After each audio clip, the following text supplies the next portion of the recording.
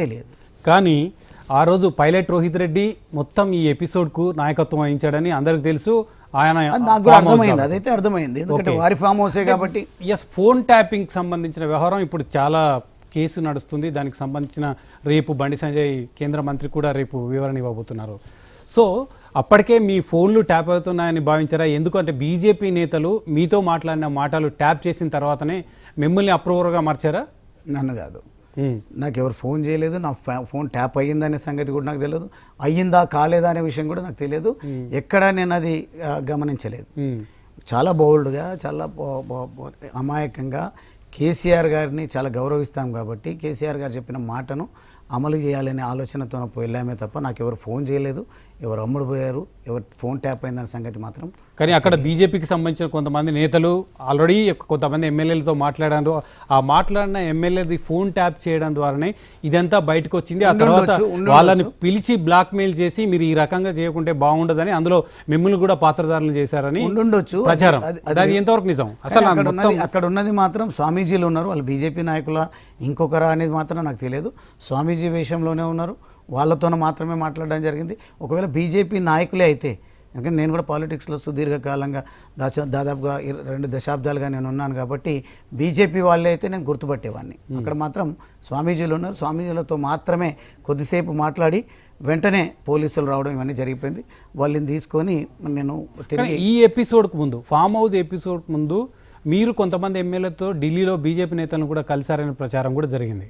మీరు అంటే మీరు కూడా, నేను క్వశ్చన్ లేదు, నేను ఇవన్నీ కూడా కలవలేదు. మొత్తం అంటే రోహిత్ రెడ్డి అప్రూవర్గా మారారు. ఒకవేళ నిజంగా ఆ ఫామ్ హౌస్ నుంచి ఎవరైనా ఒక కేసులో ఫామ్ హౌస్లో బీజేపీ నేతలు కానీ బీజేపీ పంపించిన వాళ్ళు కానీ కొనుగోలు చేయడానికి ప్రయత్నం కనుక జరిగితే మీరు ఫిర్యాదుదారులు, వాళ్ళు నిందితులు, నిందితులని పోలీసులు తీసుకెళ్లారు, ఫిర్యాదుదారులని మీరు ప్రగతి భవన్కి వెళ్ళారు. ఎందుకు పోలీసులను మిమ్మల్ని తీసుకెళ్లకుండా ప్రగతి భవన్కి వెళ్ళారు మీరు ఆ రోజు?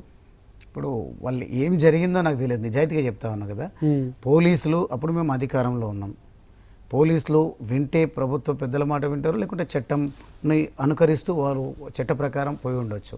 కానీ నేను మాత్రం ఎంత ఎమ్మెల్యేని అయినప్పటికీ కేసీఆర్ గారికి ఒక సైనికుడిలాగా, కేసీఆర్ గారి ఆ నాయకత్వంలో వనమాలు నేర్చిన వాడిగా నేను వారు చెప్పింది తూచా తప్పకుండా పాటించాలనేది నా దృష్టిలో ఉన్నది తప్ప మరోవైపు నేను దృష్టి సారించలేదు. మీరు బీఆర్ఎస్ నన్ను పట్టించుకోవడం లేదని నిన్న ఆరోపణలు చేశారు. మీరు కనీసం ఈ కేసు అయిన తర్వాత 2 నెలలు ప్రగతి భవన్లో ఉన్నారు మీరు. ఆ విషయం మీకైనా గుర్తుందా? అరే నేను ఉన్నాను, అదెందుకు మర్చిపోతా? నా మెమరీ వెరీ స్ట్రాంగ్. నాకు అటువంటిది ఏం మతిమరుపు లేదు, లేకుంటే మర్చిపోయే మనిషిని కాదు. ఈరోజు పట్టించుకోలేదు అనే మాట కూడా నేను ఎందుకు మాట్లాడాల్సి వస్తుంది అని అంటే, వారు ప్రణాళికలు చాలా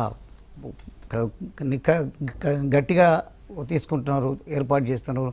దాంట్లో భాగంగానే నన్ను బద్నాం చేసే, నిందించేటువంటి, మాకే చాలా ఏదో దోచిపెట్టినట్టుగా, వాళ్ళ వల్లనే నేను ఎమ్మెల్యే అయినట్టుగా, వాళ్ళు లేకుంటే నాకు అక్షరం ముక్క కూడా రాదన్నట్టుగా, మొత్తం మేమే తీర్చిదిద్దాం అన్నట్టుగా మాట్లాడుతూ ఉంటే, ఒకవేళ చేసేదే ఉంటే వాళ్ళకి చేసే అర్హత ఒకటి ఉన్నది.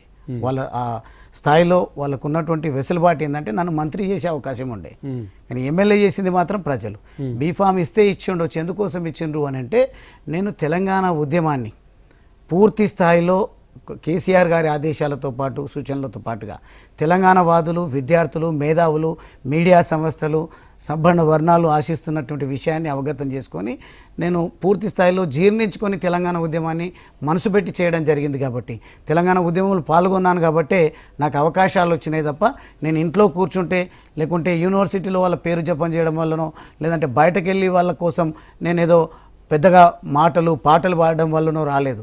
కేవలం నా ఉద్యమ పని విధానాన్ని చూసి మాత్రమే నాకు అవకాశాలు వచ్చినాయని తెలియజేస్తాను.